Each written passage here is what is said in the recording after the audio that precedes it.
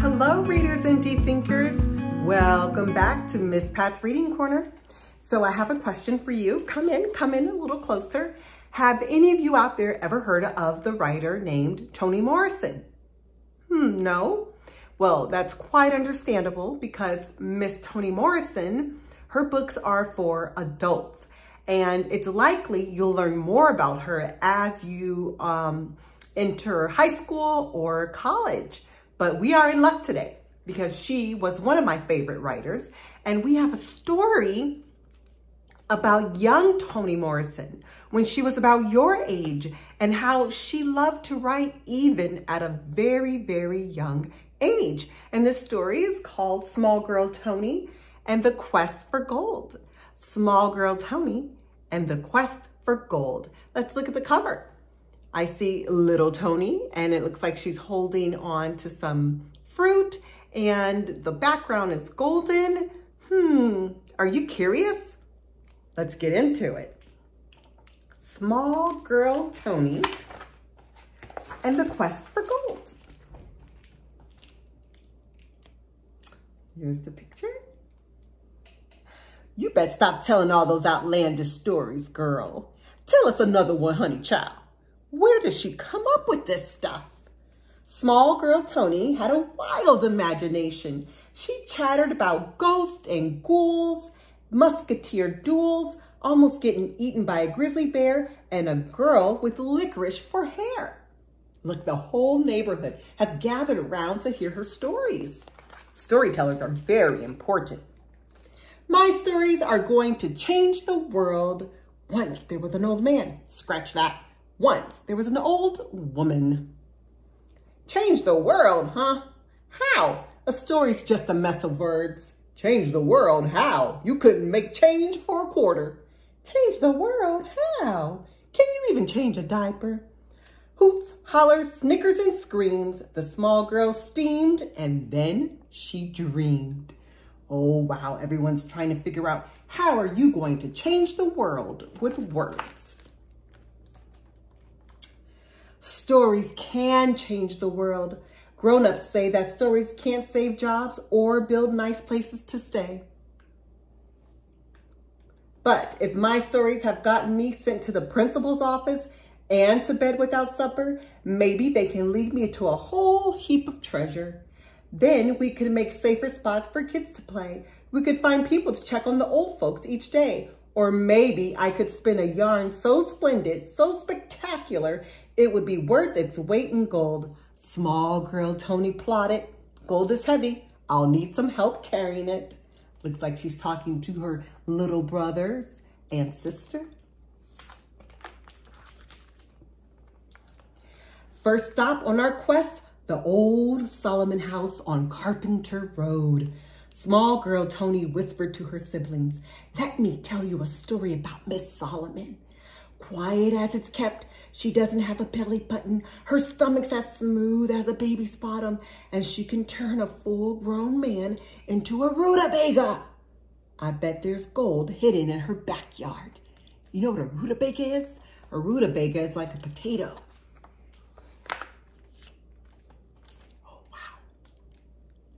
At the front door, Miss Solomon greeted them with a scowl. "Nobody's visited me for ages."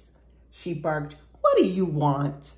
Small Girl Toni cleared her throat. "You have the biggest yard in all of Lorraine." Her small girl brain crackled.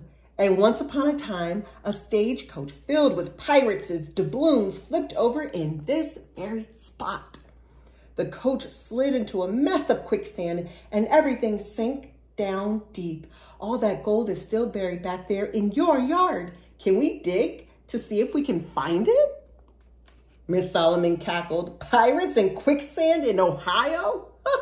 The only gold you'll find out yonder is my daddy's old wedding band. He lost it years ago, planting saplings for Mama. But come on." So a pirate's doubloon, that means small gold coins. And planting saplings are small trees.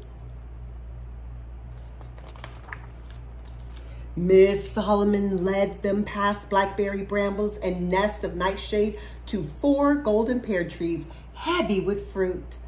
Pick all you want. Lord knows there are too many for one person to eat. Sticky, tricky, syrupy, sweet, called, let's try that again. Sticky, tricky, and syrupy, sweet. Small girl Toni called out. Thanks anyway, Miss Solomon. She then charged her siblings. Come on, y'all. We need to keep searching for gold. Next stop, the widow Circe's house. There isn't any loot back here, but I'm sure glad we got to plunder these trees. Those pears taste like treasure to my taste buds. There's nothing like fresh picked fruit. Delicious. Let me tell you a story about old widow Circe. Quiet as it's kept, every day at noon, she magics her dogs into creatures made of gold. Golden hair, golden eyes. I saw one peeking at me through the fence once. Small girl Toni knocked on the front door. Can we walk your dogs, Miss Circe? We need them to help us sniff out some buried treasure right around here. A long time ago, a wagon full of California miners got so greedy for each other's gold that their scrapping and a scuffling caused their carts to crash. Everything and everybody sank into a swamp. Mercy, said the widow, but certainly these rickety bones don't get me out to exercise the pups as much as I should. Come on into the parlor while I look for some rope. Oh, Miss Circe, she's pretty happy someone came over to help her walk her dogs. Trying to put on the collars, the children nearly lost hope.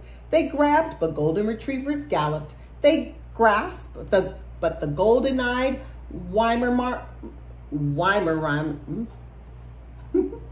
that's a big word. Let's try it again. They grasped, but the golden-eyed Weimaraner gambled. Up and down, around and around, dashing through dandelions, crashing through clover. In the end, the dogs walked the children, while the widow Circe leaned on her cane and laughed from the front stoop. Those dogs were way too big and crazy for these little kids to handle.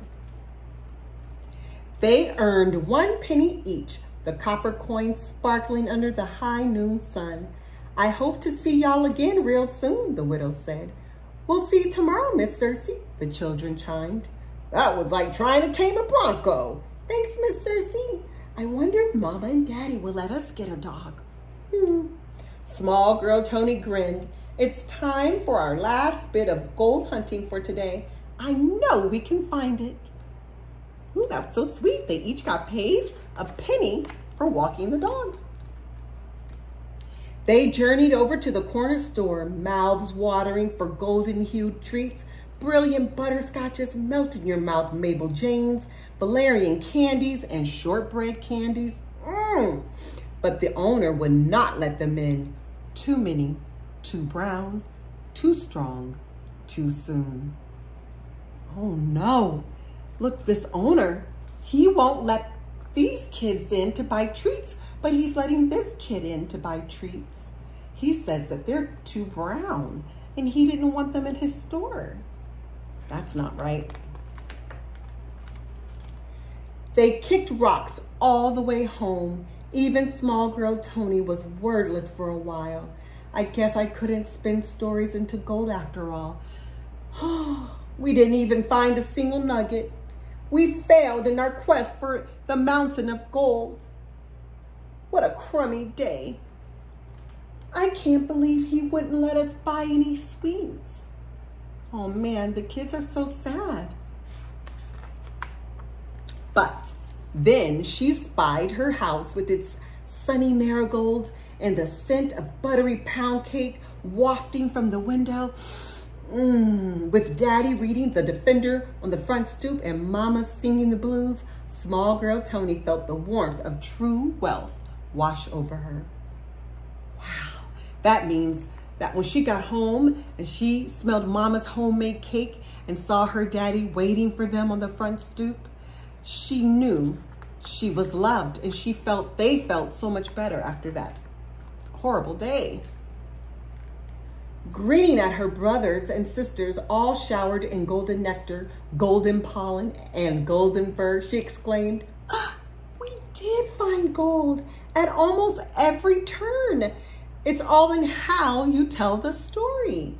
At the beams of sunshine streaming through the trees, and Miss Solomon's gold tooth when she smiles, and the shiny coins from Miss Circe. We have so much gold. And the glimmer of another tale began to radiate from within her. Y'all ever heard of that root doctor from Roanoke? She grows acres of goldenrod, that stuff Mama uses for toothaches and burns, and she feeds it to her goose to make it lay gigantic golden eggs as big as mushmelons. So, who's joining me in the next quest for gold? Ooh, look, she's got the whole neighborhood there again. Looks like this little girl's going, I'll join you, Toni. I want to join you in the quest for gold. The end. And here is a biographical note. So I'll just read this little note. And this tells you about the real Toni Morrison. The real Toni Morrison was born in 1931, Lorain, Ohio. She grew up during the Great Depression as part of a close-knit working-class family. She had one sister, Lois, and three brothers, Robert, George, and Raymond. Her given name was Chloe Wofford, but she started going by Toni when she went away to college at Howard University. After earning her master's degree in English at Cornell University and teaching at several different colleges, Toni Morrison began writing fiction. During her lifetime, she won many awards, including the Pulitzer Prize and the Nobel Prize in Literature. She died in 2019. The Nobel Prize in Literature, that's the highest prize you can win for being a writer. Wow. So that's our story, little Toni Morrison. And I can't wait for one day when you get older to check out some of her books. I think you might like them. All right, readers and deep thinkers, thank you for being here with me today. Remember, be curious about the world around you. Ask lots of questions and read, read, read.